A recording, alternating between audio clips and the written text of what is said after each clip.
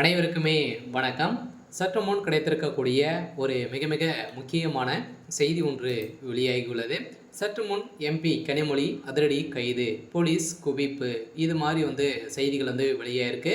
ஏற்கனவே அனைவருக்குமே தெரியும். தூத்துக்குடியுடைய கனிமொழி அவர்கள் பார்த்தீங்கன்னா எம்பியாக இருக்காங்க. இருந்தாலுமே பார்த்தீங்கன்னா இப்போ திமுக ஏற்கனவே பார்த்தீங்கன்னா மத்திய அமைச்சராக இருக்கும்போது 2G அறக்கட்டளை வழக்கில் ராசா அவர்களும் கனிமொழி அவர்களும் பார்த்தீங்கன்னா கவர்மெண்ட்டுக்கு நிறைய இழப்பீடுகள் செய்திருக்காங்க. அப்படின்ற மீது இவர் மீது பார்த்தீங்கன்னா நிறைய வழக்கு பதிவுகளாம் செய்து இவர் பார்த்தீங்கன்னா இந்த வழக்கின் அடிப்படையில் அதிரடியாக விடுவிக்கப்பட்டது. இந்த வழக்கின் அடிப்படையில் இப்போ அதிரடியாக பார்த்தீங்கன்னா இந்த 2G ஊழல் வழக்கை அவசரமாக விசாரிக்க வேண்டும் என சிபிஐ வலியுறுத்தலை செய்திருக்காங்க. இதன் அடிப்படையில் தான் இப்போ அதிரடியாக கனிமொழி அவர்கள் டெல்லி உச்சநீதிமன்ற வழக்கை விசாரணைக்கு தயாராக உள்ளதாகவும், அதே மாதிரி பார்த்தீங்கன்னா இவருக்கு அதிரடியாக 7 ஆண்டுகள் சிறை தண்டனை விதிக்க போகிறதாகவும் தகவல் வெளியாகி வருது. சில திமுகவில் பார்த்தீங்கன்னா எம்பி கனிமொழி அவர்களுக்கு எந்த ஒரு சப்போர்ட்டுமே கிடையாம தான் இருக்காரு. இந்த நேரம் பார்த்தீங்கன்னா கனிமொழி அவர்கள் பாஜக இணைய போகிறதாகவும் ஒரு தகவல் வெளியாகி வருது. இது நடக்குமா அப்படின்றத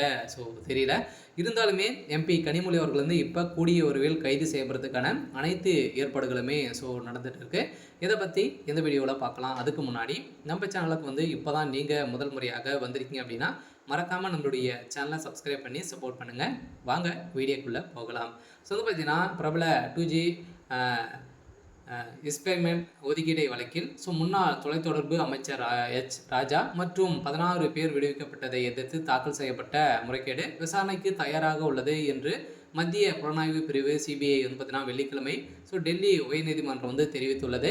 இதைத் தொடர்ந்து சிபிஐ சார்பில் ஆஜரான மூத்த வழக்கறிஞர் சஞ்சய் ஜெயின் இந்த வழக்கின் ஏராளமான பதிவுகள் உள்ளதால் பல விசாரணை தேதிகளை திட்டமிடுமாறு நீதிபதி விகாஸ் மகாஜனிடம் வலியுறுத்தியுள்ளார்.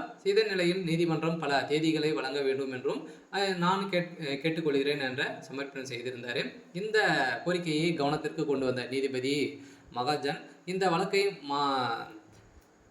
ஜூலை 18ஆம் தேதி விசாரணைக்கு ஒத்திவைக்கப்பட்டுள்ளது அப்படின்ற மாதிரி எப்போ வித்திருக்காங்க. இந்த நிலையெல்லாம் வருகின்ற ஏற்கனவே நடந்த டிசம்பர் 2007 இதற்கு இந்த திருமணத்தை கண்டது. இந்த ஊழல் தொடர்பாக சிபிஐ மற்றும் அமலாக்கத்துறை இயக்குநராக வழக்கறிஞர் இருந்தார் ராஜா. திமுக எம்பி கனிமொழி மற்றும் 15 பேர் சிபிஐ நீதிமன்றத்தில் விடுவிக்கப்பட்டது. இந்த வழக்கின் ரூபாய் பார்த்தீங்கன்னா 2G அலைக்கற்றை வழக்கில் 30,984 கோடி இழப்பீடுகள் ஏற்பட்டதாக அரசுக்கு இழப்பீடுகள் கேட்டிருக்காங்க. இந்த நிலையில் தான் இப்போ அதிரடியாக இது செய்தது.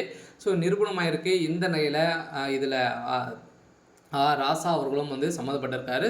ராசாவுடைய நண்பராக இருந்த ஒருவரும் பார்த்தீங்கன்னா அதிரடியாக ஜபார் சாதிக் அவர்கள் கைது செய்ய திடீர்னு மரணம் அடைந்த சம்பவம் இந்த வழக்கில் ஒரு மிகப்பெரிய மர்மமாகவே இருக்குது. இந்த மர்மத்தின் அடிப்படையில் தான் இப்போ அதிரடியாக கனிமொழி அவர்கள் கைது செய்யப்பட்டிருக்காங்க. சரி, ஓகே. இன்னைக்கான அப்டேட் இதுதான். மறக்காமல் நம்மளுடைய சேனலை சப்ஸ்கிரைப் பண்ணி சப்போர்ட் பண்ணுங்கள். தேங்க்யூ.